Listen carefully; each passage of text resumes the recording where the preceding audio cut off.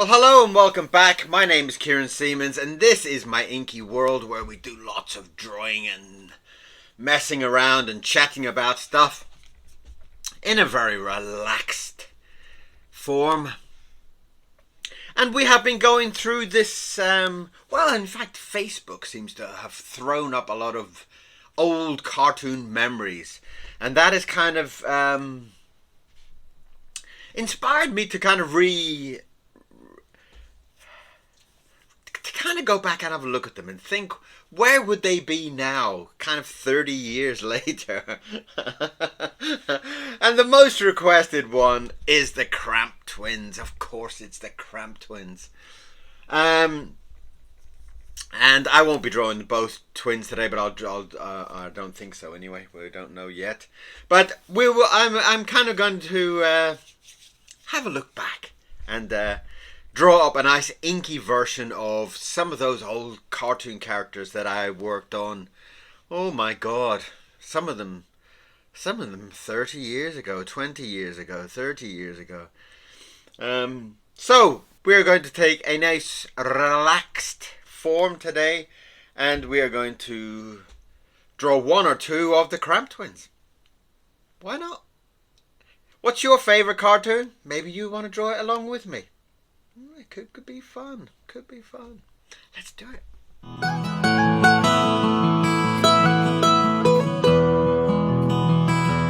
It is the CRAMP Twins, and that's his mum.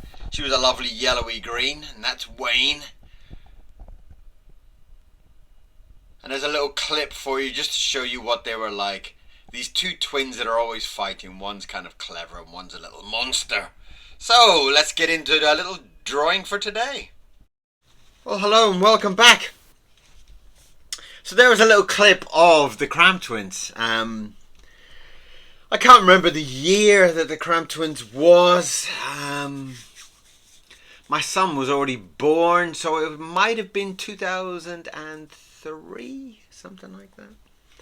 And it was in South Korea. I was actually stationed out in South Korea, in Seoul, in a place called Gangnam Style. And I had this lovely little apartment, and it was again another beautiful kind of adventure. It kind of ended up quite a nasty adventure in the end, for many reasons, which I will go into. But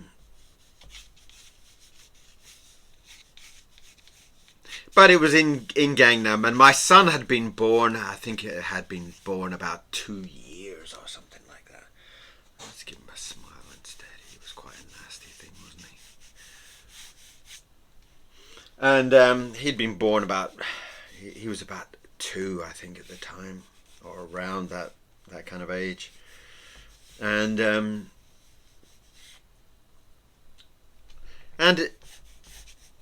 he was actually, my wife and my son were actually in China at the time, where I had my house. And so I was actually stationed out in Korea, in Seoul, on my own. Very odd kind of stage in my life, really. It was a very strange. They couldn't come to Korea because of visas and such things in those days, which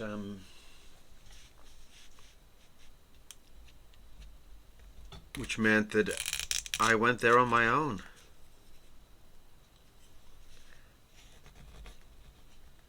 As a lot of these kind of artists we did in those days, it was kind of like, you know, the animation industry in the UK was kind of falling apart. It was a dreadful state. It was just horrible. All the work had somehow started to go Far East, and luckily enough I went with it. I was chosen at the time to go with a show called Oscar's Orchestra. If those who remember Oscar's Orchestra with Dudley Moore. Fantastic. Good old Dudley Moore.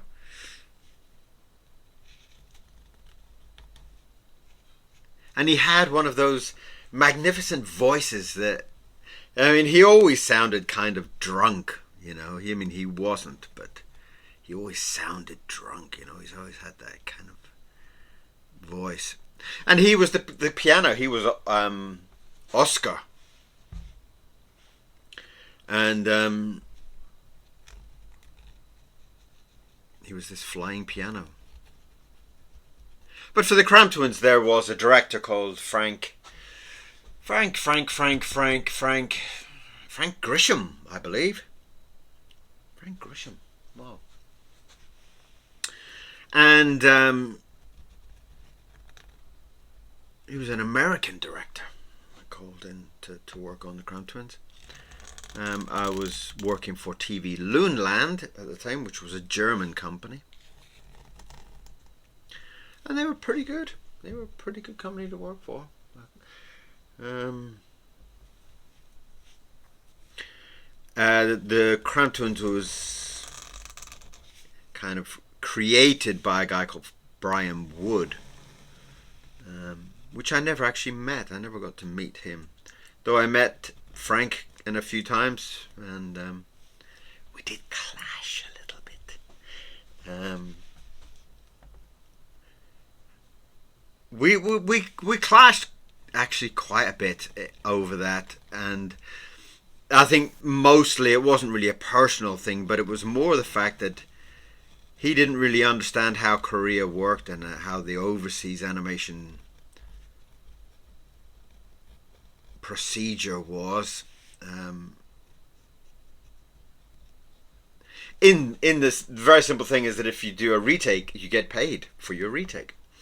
A small percentage of obviously what you got paid originally, but obviously he was kind of a little bit more with the it wasn't right, it needs to be fixed, it wasn't right, it needs to be fixed, and that kind of went on to a point that kind of gave me difficulties dealing with very angry Korean people that didn't want to fix it again and again and again 100 times, and it became very, very, very complicated.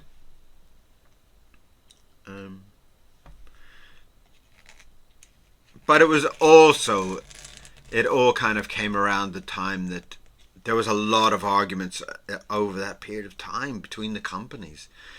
The company was RG Prince. And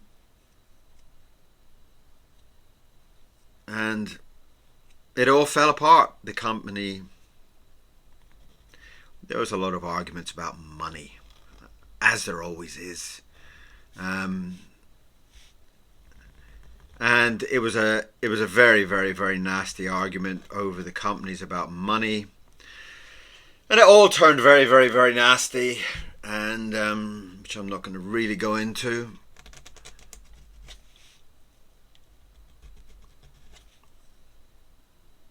And it kind of got taken away. I believe Han Ho did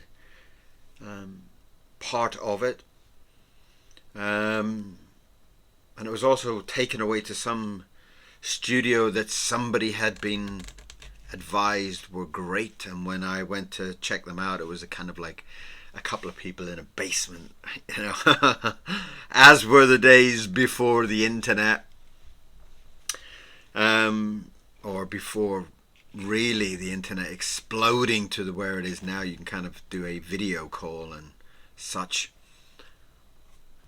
and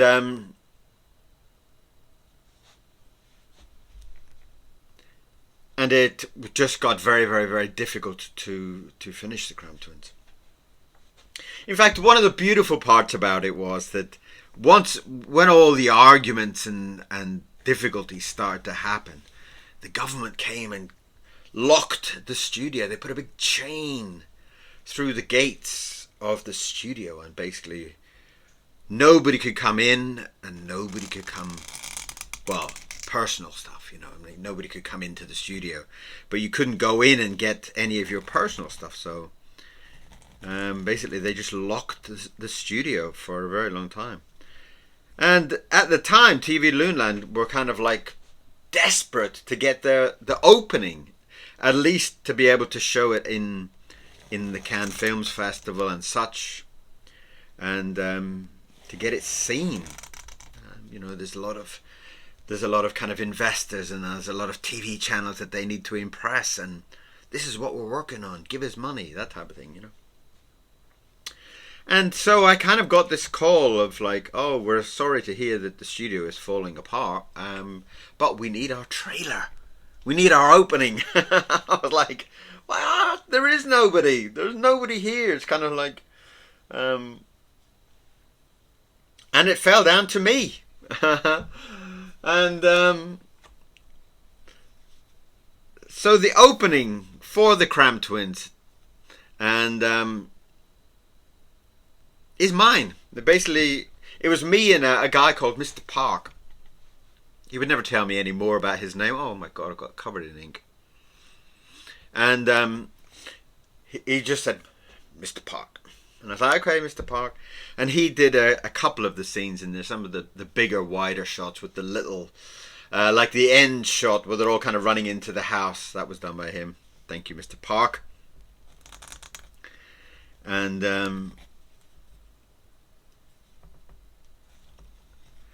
it was a very, very fun time, because it was kind of like I just sat there and animated the opening trailer. So the opening for the CRAMP Twins, and to this day, if I see a picture of the CRAMP Twins, I just see a picture, my brain will start to play the soundtrack. And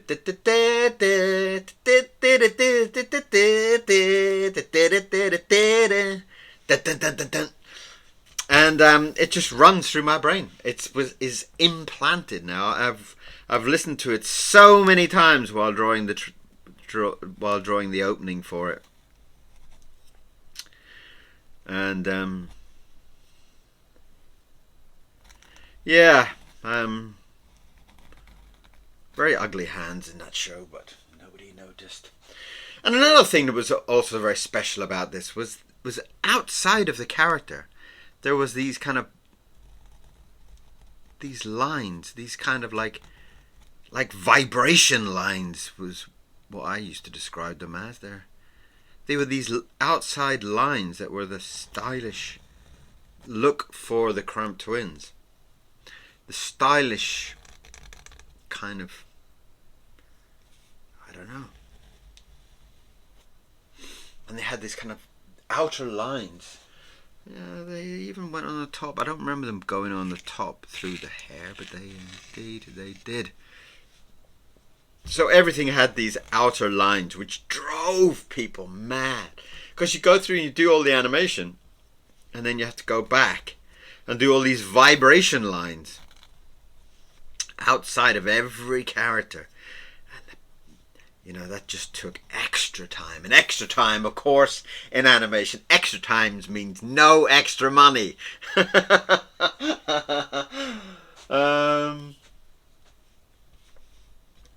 Yeah.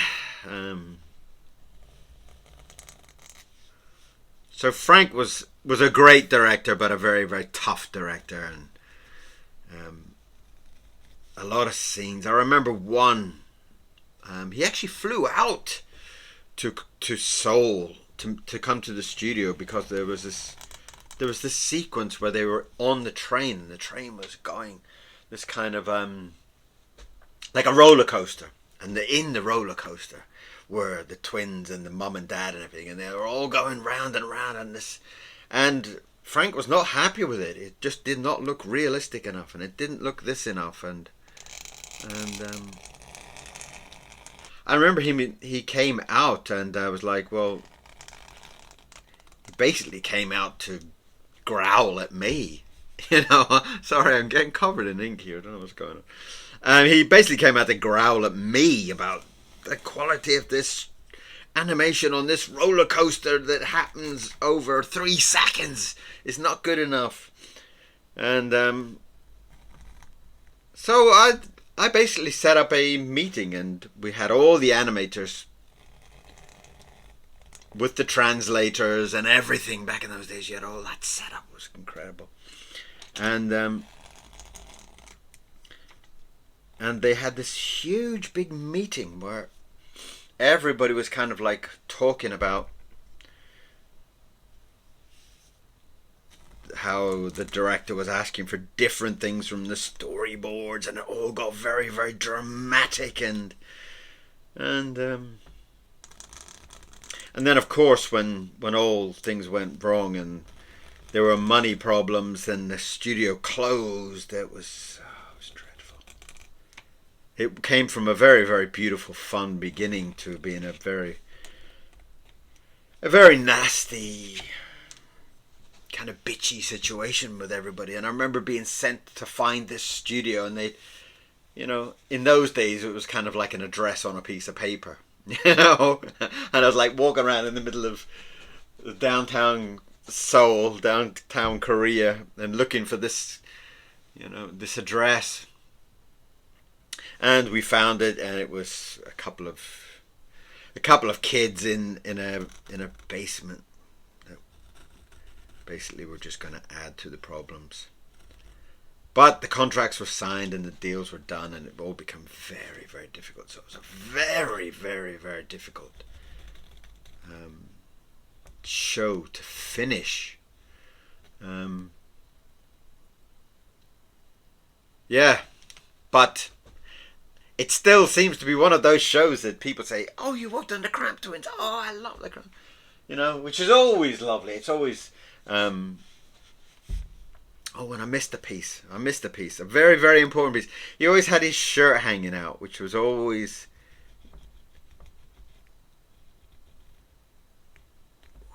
a nightmare. Also, a lot of retakes about, "Oh, you missed his shirt," and it was just this little bit of white that would hang under his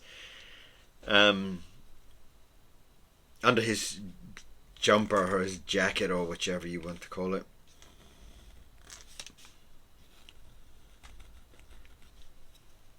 And as you can see, the extra time comes into also adding all these additional lines on the outside of the characters.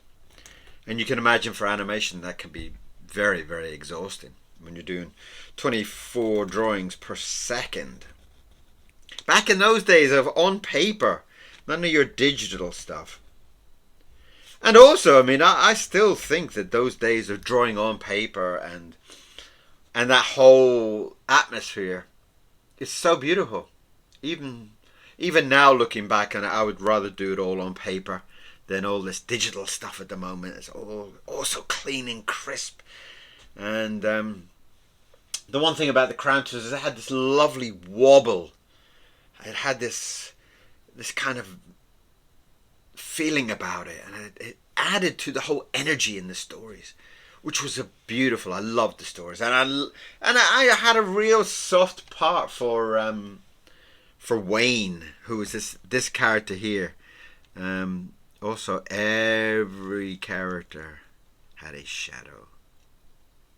Another very, very complicated addition. So I will draw the shadow lines on, although you won't really see them, but there were these shadow lines on every single drawing and every scene. And so you can see, if you were hand drawing something and you were being paid per drawing, that if you had to draw all the vibration lines and you had to draw all your shadow lines, that would be a lot of pencil mileage for every single drawing. And that was basically Wayne.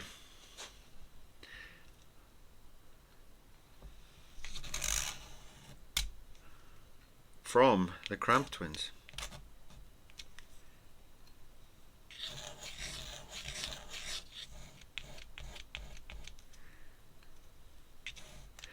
And it's with all the terrible things that happen, the studio closing and finding different studios to kind of finish it off and everything, and all the complications and all the arguments with all the vibration lines and the shadows and such like. It still remains a very, very, very beautiful memory. Very beautiful. A very, very, very beautiful memory. And one that, I don't know, every time I kind of see it pop up and people talk about it, it's such a beautiful period of time. And although there is a lot of things that are happening with the digital world and the AI world and such, it still does not beat the whole creative process of drawing on paper. The whole kind of beauty. In fact, I'm really glad I got out of animation at a later stage, so that there was no digital. I mean, I began on the digital side, but it became so boring that it was like I kind of missed the drama. I missed the whole drama of all the hand drawn stuff. And it was such a beautiful time.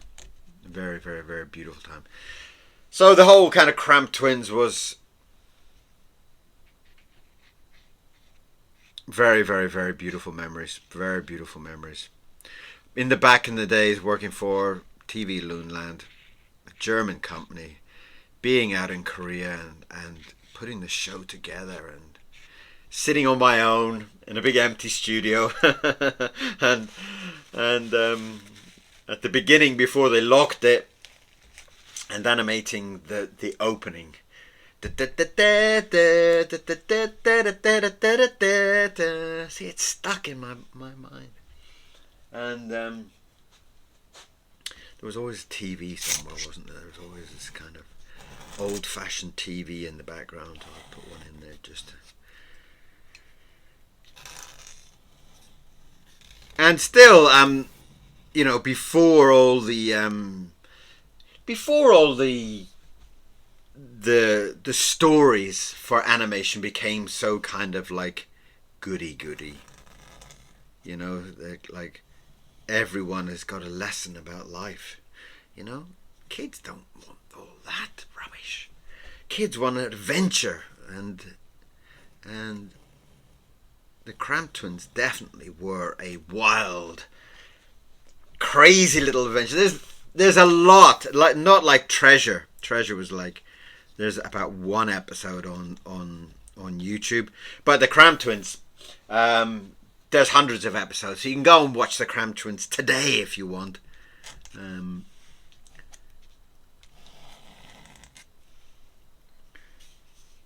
But also, one of the things people have said, oh, I didn't see your name on some of these shows. Well, it was like, it's not like it is now. It's like, you know, everybody is credited and stuff like that. Back then, animators and artists were very rarely credited. You know, if you were the director, if you were the producer, and there was lots and lots of producers on every single episode of everything I've done, and they've all been credited, you know, and there's lots of people that got credits on shows that, you know, I never knew. But all the animators that, like Mr. Park, he helped me do the opening. We never got credit for it. I gave him all the boring stuff, all the little characters running around, jumping around. Right, Mr. Park, can you help me? And yeah, so on but then back in those days, I was like, if you didn't get credited for something, it was like, well, so what? You know?